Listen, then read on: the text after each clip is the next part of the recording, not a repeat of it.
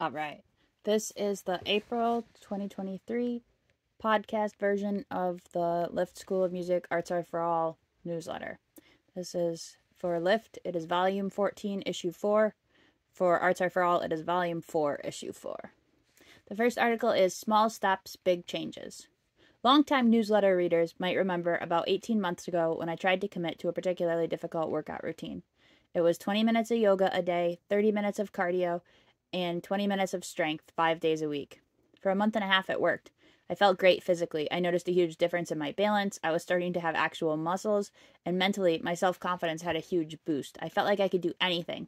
6 weeks in, I felt like I had made my workout routine into a habit. I've read a lot of research on habit building, and much of it says that you can if you can do something for 6 weeks, it's likely a habit you will stick with.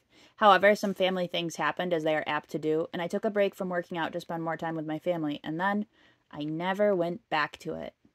Despite the fact it made me feel good mentally and physically, and I tried to build a strong habit, it always felt too overwhelming to go back to. At the beginning of this year, I encouraged every one of you to pick an easy piano goal to follow. I suggested practicing one thing from the assignment each day if you weren't used to practicing at all, or putting on the CD a few times a week if you weren't used to putting on the CD at all. What I didn't mention, though, was that I made a fitness goal to do daily in 2023 as well. Think back to my previous goal, 20 minutes yoga, 30 minutes cardio, 20 minutes strength. Do you think I tried that goal again? More? Or maybe just a little less, maybe just 15 minutes of each? Nope. My fitness goal was to work out 15 minutes per day. That's it, just 15 minutes. I know myself, and I know that everyone isn't like me, but maybe you relate. If I make a goal and then I miss one single day, I give up, and then I have an incredibly hard time going back to it. Maybe you're like this, maybe you aren't, but either way, for me, what worked best was an incredibly manageable goal. I printed a calendar tracker. Let me know if you want the link for purchasing it. I think it was $1.90 on Etsy, but there are plenty of free ones as well, or you can make your own. And every day, without fail, I completed 15 minutes of exercise. I then put the picture of my calendar tracker. It is very brightly colored, because each exercise is a different color. So if you look at it really carefully, you can see that riding my bike is yellow, gymnastics is purple, PT is red, martial arts is black. You can see it's just very brightly colored. Anyway, back to the article. When I had mono, I spent a very slow 15 minutes on my bike. You can see a lot of yellow from when I got sick January 13th to when I started to feel better on February 19th. Even a day that I had a cluster headache, I was able to drag myself to the bike. Twice, near the beginning, I brushed my teeth and started to lay down without exercising, and then I had to get back up to do it. Never did I miss it completely or fall asleep without exercising for the day. I knew if I did that, if I gave myself any leeway, even on sick days, I would forget the whole thing. And a side note, that's just me personally. I'm sure there are people out there that can miss a day or two of their goal and then get right back to it. I can't. I'm not those people. Congrats if you are those people, though. Good for you. If you are people like me, then you're relating really hard to this article, and you might be nodding your head or, understanding on a deep level. Yes. Anyway. Very, very, very, very slowly, something cool happened. I began to build my way up to more exercise. I started going back to CrossFit. I started adding yoga on instead of making it the main workout of the day. Soon, I was working out almost as much every day as my goals of 18 months ago, with 70 total workout minutes. Actually, and I just noticed this, I've been working out more some days. Because, for example, yesterday I did 60 minutes of CrossFit and 60 minutes of MMA. And it was never stressful because I knew if I needed to, I could go back to my 15 minutes and it would still count for the day. If you look carefully, you can see my switch near the beginning of March from my easy 15 to 20 minute things to some days where I would do 3 activities or 60 minutes of MMA and 60 minutes of CrossFit, which is over my last time goal. For someone like me, who sees goals as black and white, making a small doable goal was key to sticking with it. Now I can't imagine going a day without doing something to move my body. If I skip CrossFit, I know I'll at least be doing some yoga and or biking. This may seem like an awful lot about fitness and not very much about music, but think about how this relates to your journey with your child and piano. If you commit to practicing the whole assignment every day, that goal can be a lot to chew, especially if it's not something you're used to. If you don't usually practice from the assignment or at all, instead think of your goal as being 3 things to practice 3 things in order from the assignment. If, once you get to the piano, you end up doing more, that's great. If not, you still reached your practice goal. The next day, then you start the assignment where you left off. Put a reminder in your phone, make a chart, or have a coloring page, or actually do all of the above, which is what I'm doing for my fitness goal. Do whatever you and your child need to do in order to work towards this goal. Really focus on your goal being the 3 things, and then work up over months to adding more on. Or don't. 3 things per day is still infinitely better than 0 things. But if you have a stressful day or your child is struggling, go back to that baseline of just 3 things. It'll really take the pressure off.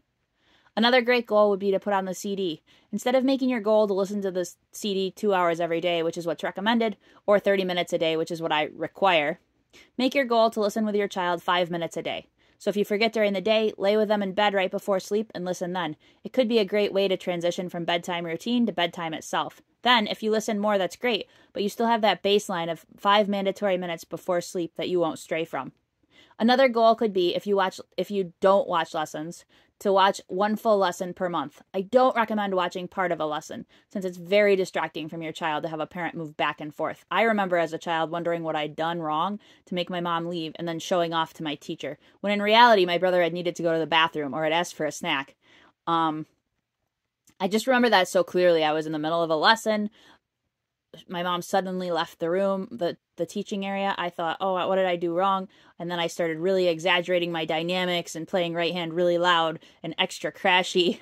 And my teacher was really frustrated. And what I didn't realize was that my brother had really needed help in the bathroom and was calling for her. So your kid doesn't realize that, and your kid is going to make up a backstory about why you left or came back. It's just better to stay in the room the whole time, or, stay out of the room the whole time. That being said, making one small goal of watching a lesson per month gives you the flexibility to choose when that lesson is, and then if it ends up being more doable than you're thinking, you can work up to watching more, but keep that baseline goal of at least 1 per month. If you already do all these things, because I know some of you guys are fantastic about all of this, you guys know who you are, and you're wondering how this article can apply to you, think about watching more music events in the community. That's one thing that I think almost nobody does quite enough of, and I know I have some absolutely fantastic students who practice every day from their assignment, whose parents watch lessons, who play the CD, and if that's you, you can always work on watching more events in the community. Make it your goal to watch 1 music event in the community per term, which is 3 times a year. And then if you end up seeing more, that's great, but at least you have a generalized goal. A reminder, these do not always have to be piano events. While piano events are great, any music event, musicals, orchestras, soloists on other instruments, those are all fantastic, and they will encourage your child in ways you can't imagine. I'm thinking about this now, but it's not in the actual newsletter. But to add to this, even events where music is playing, especially live music. I know there was Harry Potter for a while. The Buffalo Philharmonic played live in the background to Harry Potter movies. Ballets are another great thing. I know some of you guys are really into dance, and that you're getting the dance and your child is also hearing live music. There's just so many good ways to hear music in the community. And one tip my teacher has said is, if you have a younger child and they can't sit through the whole thing, just stay till intermission and then leave. You're still getting a lot out of it, and you're getting your child home in time for bed, and before they get too wiggly. Anyway, small, tiny steps can lead to big changes over time, and even if all you do ever is practice 3 things from the CD or listen to the CD for 5 minutes, if you're not doing that now, you'll be surprised at how well your child does in the future. Did you relate to what I said about goals being black and white? How do you think a small goal could help you? What will you make your goal? Will you make a goal? If yes, what will your goal be, and how will you track your goal? Those are just some things to think about. All right, Junior Festival. General information. Junior Festival is May 6th with 20-minute time slots from 9:30 a.m. to 4:30 p.m. approximately. I am not guaranteeing that all the slots will be filled. We might end up starting at 10. We might end up ending at 4. It depends on how many students register. I strongly encourage all students who can play at least 2 pieces to participate. Even if your child cannot play 2 pieces right now, they might be able to play 2 pieces by Junior Festival time. So let me know if your child is interested. Last year, close to 90 of my students ages 3 to 17 participated. Students get up in front of a judge and they perform 2 pieces. They will also watch 5 to 10 of their peers perform as well. Later in the day, I will let them know their score from 1 to 100 and their comments. Students do not compete against each other. They compete against themselves to see how well they could do. Hypothetically, I could have an entire time slot where every single kid got a 100. There is no competition between students. It's how well can you do based on the potential of how well this piece could be played. This is one of the top 4 events of the year, right behind the studio recitals, and this is one of the few events I strongly encourage everyone to participate in. I know it feels like I say that a lot, but I made that event list so you could see which events are the most important, and this is the 4th most important event. This event will take place at North Presbyterian Church, and we'll also have students of another local teacher participating. We will be using the same judge from Nazareth, Bonnie Choi. She's the same judge we've had previous years. She's fantastic, she's funny, she's kind, she's very good at writing supportive and helpful comments. She's teaches piano at Nazareth College. She's very, very, very, very good. All right, repertoire. For at least one piece, your child should play a Suzuki piece.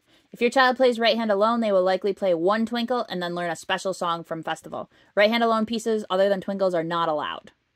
More advanced students are welcome to learn a special piece, reuse their Florence Price piece, or 2 Suzuki pieces. However, do remember that any lesson time spent off of Suzuki songs is less time that your child will spend learning Suzuki songs. It seems obvious, but it is something to consider. If your child is near the end of a book, or working on a particularly hard song, or working to complete something by a certain time, it's better off to just have them use 2 Suzuki songs. I actually recommend if a child is near the end of a book to just use 2 Suzuki songs and not spend time learning something new. Students in book 2 or up are welcome to learn a sight reading piece on their own using their sight reading skills and then perform that in addition to the Suzuki song. You have to let me know ahead of time because we will spend some lesson time on it, but not as much as if I'm having to teach you or your child a song. In the past, I've had students play Disney, Harry Styles, Taylor Swift, and more. Let me know if this is something you're interested in doing, and do remember that it will take considerable time and work. Registration and timing. Ideally, you should register with the idea that you can keep the whole day open, and you will receive your time slot by April 23rd-ish. I might be promising more than I can give here. I might change that. Think about how tournaments work. You often have to keep an entire day free for soccer or hockey, and this is one piano event that I'm asking you to do that. So try to do your best to be flexible. If you're unable to do that, you may request a morning or afternoon slot. We absolutely cannot offer specific time slots. For example, you can't request 9:30 a.m. as it gets too complicated, and since frequently everyone wants the exact same time slot. One year, a really long time ago, I know one family is going to remember this very well. Honestly, it was probably a decade ago, so maybe only 1 or 2 families are going to remember this, but the teacher running it tried to accommodate everyone who requested the earliest slot. It was very nice of him. Unfortunately, it ran over by 45 minutes, and then the entire day ran over, and the judges and people were scarfing down lunch while students were watching. Some parents ended up really upset. It was a disaster. So I can't be nice. We can't be nice when we're doing scheduling. We have to make the day work. There is an option to participate virtually on the 6th. Use this option if you live out of state, are going to be far away during festival. One time a student played his piece from a hotel at a basketball tournament in Ohio, on a keyboard, obviously, or if you have medical concerns about participating in a large in-person event. If you are unable to participate on the 6th, and a few of you have already let me know, we can schedule you for a makeup day in the future, which will likely be virtual with a different local judge. It's not as good, but it's definitely better than not participating at all.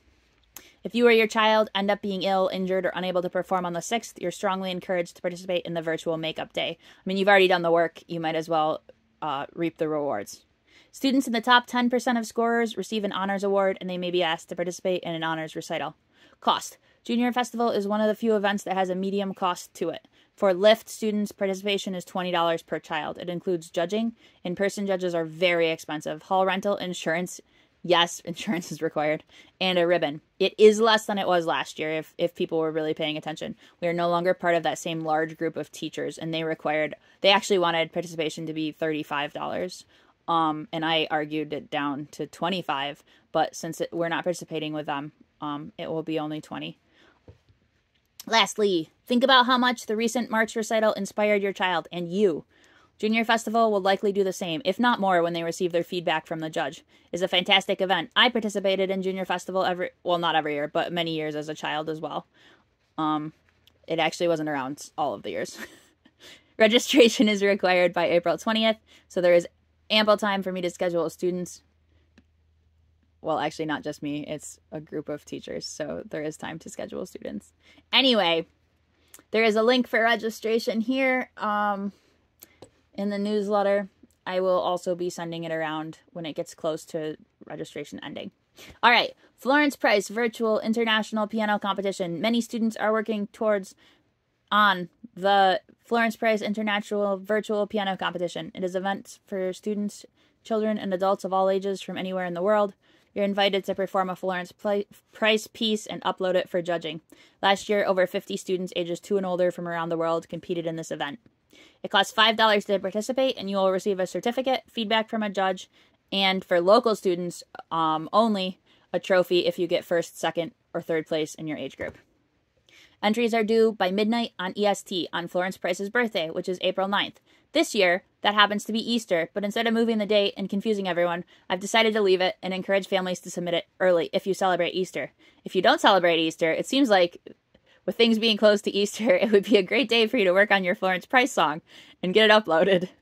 You are more than welcome to submit your piece early. I know many students have already submitted theirs. A couple people have actually already sent theirs to me. Please let me know if you haven't started learning one and you would like to learn a Florence Price piece. There's still time because there's many choices for beginners, and I made some YouTube walkthroughs that even somebody with no piano experience could figure out. I know a few students were disappointed when they didn't receive a trophy at the last recital, and this is an event where getting a trophy is possible. Additionally, it's always wonderful to receive feedback from a judge, and having a project to work on over break might keep your child engaged in practicing not only their Florence Price piece, but all their pieces. You can send the piece to me directly via email, text, or Facebook Messenger, or upload it directly on Google Drive after clicking the registration link, or you can upload it to YouTube and leave the link at the registration. And then there's the link for the registration. Text me if you need me to send it to you again. Students are welcome to dress formally, but you can wear regular clothes as well. If your child makes a mistake while recording, please record it again. While recordings do not have to be perfect, it is ideal to not have note mistakes uploaded in the final version. Feel free to send the recording for me to check before you fill out the registration. My vacation. I will not be answering any work texts from April 10th to April 14th. It's not very long. I will be happy to answer any questions you have before or after those times. The judging for the Florence Price competition will not be done before the 14th, so you don't need to text me and ask me what your results are. You don't need to stress that you aren't receiving your results. I'm happy to answer any texts up until the night of the 9th in case last-minute issue comes up with the competition. So if you're going to submit your thing and something goes wrong, feel free to text me even though it's Easter. I'm considering myself working that day since I will be organizing what I've received for the competition. So, I will be with my family and I will also be working. So don't feel guilty if you have to text me. If something happens, something happens.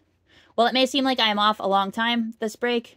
Some of that time is to work on the Florence Price competition, some is to do taxes, and some is to prepare for Junior Festival and other upcoming events.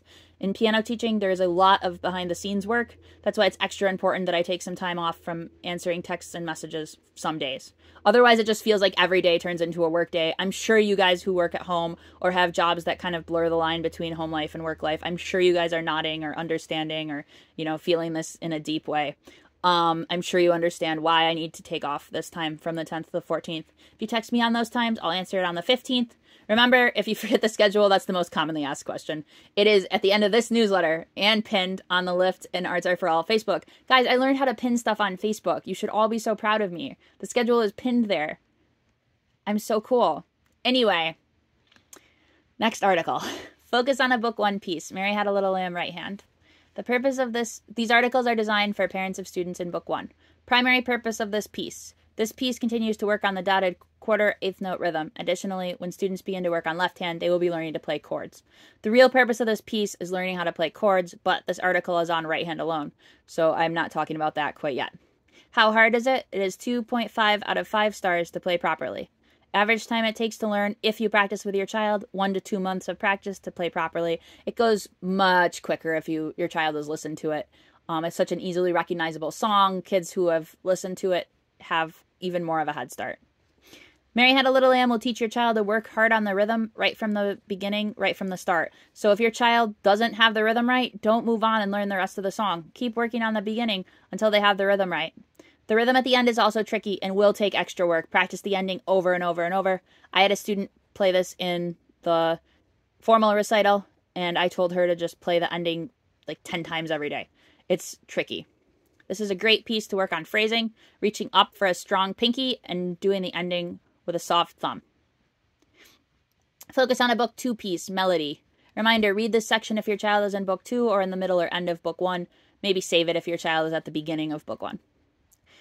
Primary purposes of this piece, it is meant to teach students how to play a complicated rhythm, such as holding the pinky note in measure 9 while you play 3/8 notes with your thumb, pointer, and thumb again.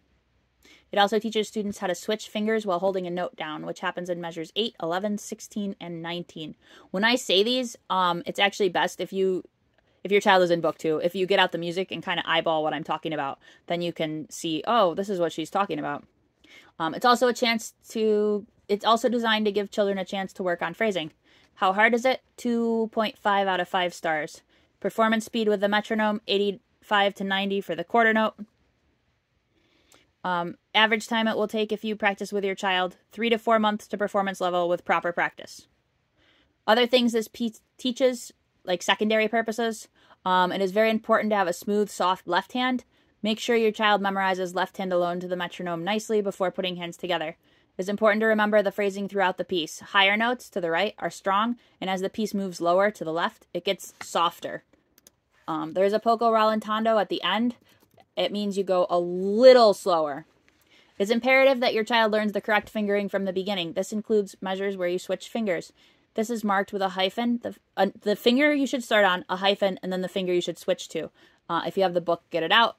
But there is also an example below on measure 8 that shows you should start on finger 4 and then switch to finger 5. So there's a 4-5. All right, guys, it says I'm running out of storage, so I'm going to talk a little quicker and sidetrack a little less. Sometimes students struggle with playing the piece in the correct order. It only has 3 unique lines, and it is important to play line 1, line 2, line 3, line 2, and then line 3. Because line 4 is the same as line 2 and line 5 is the same as line 3. I'm segueing. I'm sidetracking again. This is not good. While I was stuck on melody a considerable amount of time, over a year, it was because I struggled to focus long enough to play the piece in the correct order. Your child should move through melody relatively quickly with consistent practice. Students do struggle with the order, but they struggle with it less if they listen consistently. That's not why I struggled. I listened 2 hours a day, and are reminded to focus. That is why I struggled. Advantages of recitals. I don't understand why we bother doing recitals. We just end up stuck working on that recital song during lessons and nothing else, my mom complained to me once. Fortunately, she was just venting, as I don't think I ever missed a studio recital, not even the one I had to play left hand alone because my right hand was bandaged from 3rd-degree burns. We'd come back from vacation in time for events, and this showed me how important my musical education was to my family. There are many reasons why performing in person and to slightly lesser extent virtual events have value, including, number 1, when your child watches performers more advanced than they are, it shows them what they will sound like in the future if they stick with lessons. When your child watches performers that are not as far as they are, it shows them where they've been, what they've worked through, and how far they've come. It shows your child how important their musical education is to you and your family. You have plenty of chances to show them how important sports are, many games and tournaments, but only a handful of recitals and competitions per year. This makes it extra important to show up for them. It gives your child a chance to perfect pieces. When we move through the book, we often move from one piece to the next piece, when a piece is simply good. But for a recital, we make the piece exceptional. And that extra work with dynamics and phrasing carries over to every single piece your child is working on. Honestly, I think number 4 is the most important number. The fact that perfecting a piece, all the things you do to perfect a piece will carry over to all their other songs. Number 5, it gives your child an afternoon and evening where the focus is on them and how amazing they are. All children deserve to feel celebrated for their hard work. Number 6, it shows you, the parent, how amazing your child sounds and gives you a chance to be inspired by other performers. Often students experience post-recital effects, such as less fuss about practice, more engagement during lessons, excitement about starting new pieces, and curiosity about what is upcoming, and more. Recitals are a lot of work for the family, and I understand that. They're a lot of work for me, too. But I promise they are worth it for the long term for your family, as they will help make practice easier and lessons more fun, and help your child progress more quickly, and help your whole family enjoy piano more. Does your child enjoy recitals? Do you notice a difference after they perform in one? How do you feel after? Quick reminders about lessons. Despite very small troubles, FaceTime still has the highest quality for lessons. If you have an Apple device, please use it for lessons and let me call you on FaceTime. If I call you, such as FaceTime, Messenger, or WhatsApp lessons, please remember that I will always call you. Recently, several families have started calling me, sometimes repeatedly. This will cut into lessons that I am teaching because it rings and distracts the student I am with, especially FaceTime is really bad about ringing repeatedly, and results in me being even more behind. because if a lesson is interrupted for ringing, I'm going to give that kid an extra few seconds. Running a few minutes behind does happen. If it's more than 10 or 15 minutes, I'll give you a heads up. And if it is more than 15 minutes, you are welcome to cancel and receive a refund for the lesson. So I'll always call you. If you use Zoom, please remember to enable original sound. This allows me to hear the piano. Without doing this, Zoom treats piano as background noise and often suppresses it. After you configure it correctly, you will need to check to make sure original sound pops up each and every lesson. There's a link that tells you how to configure it for piano playing. Whenever possible, make sure the camera shows your child's hands. I know there are situations and places where this is not possible, so I try to be understanding, but know you will get the most out of lessons if I can see your child's hands so that I can give technique and fingering corrections. If you are hybrid and have in-person lessons, please switch to remote or cancel if your child is ill, even if you end up having to switch last minute if your child wakes up sick or comes home sick from school at the last minute. Regardless of in-person or remote, consider canceling if your child is sick. Sick kids struggle during lessons and don't get much done, and they could pick up bad habits like leaning on the piano or hearing themselves play wrong notes. The focus with piano lessons should be on practice, not lessons, and you can easily out-practice a missed lesson with extra practice when your child feels better. So if you miss a lesson, practice extra, and it won't matter. It's not a big deal to miss a lesson once in a while. Juliet's Senior Recital. Juliet's Senior Recital will be May 20th, 2023 at 2 p.m. at Christian Central Academy. That is 39 Academy Street, Williamsville. I strongly advise all students to attend. I think hearing Juliet's story and hearing her play could be very inspiring and inspire your child to practice harder. Her recital will be about 30 minutes. There will be refreshments and brief audience games. Let me know if you have any questions.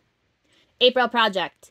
Happy birthday, Florence Price. The optional project for this month is about Florence Price. Students can read and make, if they want, a short booklet about Florence Price, then fill out a sheet on her background, and lastly, listen to a piece and fill out a sheet about what they hear.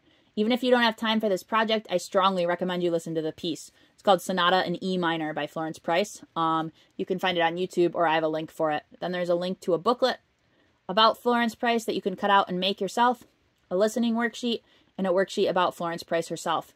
Even if you don't complete the project, you will still learn a lot just from reading about her and listening to her compositions. Let me know if you have any questions. I feel like the worksheet is really kind of confusing. Let me know if you have any questions. All right, practicing and PDA, tips for everyone. PDA stands for Pathological Demand Avoidance, or Persistent Demand for Autonomy, and is often seen in neurodivergent children and adults, usually autistic and ADHD. While PDA traits vary a lot, many people with PDA struggle when there are demands on them. These include demands such as rules, time commitments, expectations, or even their own desires. If you think this fits your child or you, check out this handy resource. It's a booklet that talks about what PDA is in more detail. This article will be on how to practice with a child who struggles with demands. Honestly, these tips can help most kids, not even just specifically PDA kids. Number 1, give your child some flexibility on when they can practice. Example, ask them, would you like to practice before or after lunch? People with PDA often feel a huge reduction in stress when they are giving choices and control over their own body. Offer your child choices during practice, like would you like to do left hand softly next or a strong right hand next? While some things are less negotiable, such as doing scale and twinkles first, other things can be switched around, such as which review songs you work on first. If your child really doesn't want to practice, don't force it and trigger a meltdown. Instead, ask them when they might want to try practicing instead, and try to stick with that. Children with PDA often report they are tired or have somatic complaints when they have to focus for extended periods. Offer your child a chance to stretch, do jumping jacks, take a sensory break, or drink water between repetitions. Ask your child what they want to focus on, especially if I've written 2 things, such as wrist up, play quietly. Say something like, would you like to focus on wrist up this time or playing quietly? Even if your child always chooses to focus on playing quietly, they will hear you say the words wrist up, and they might actually start to do it. Number 6, if your child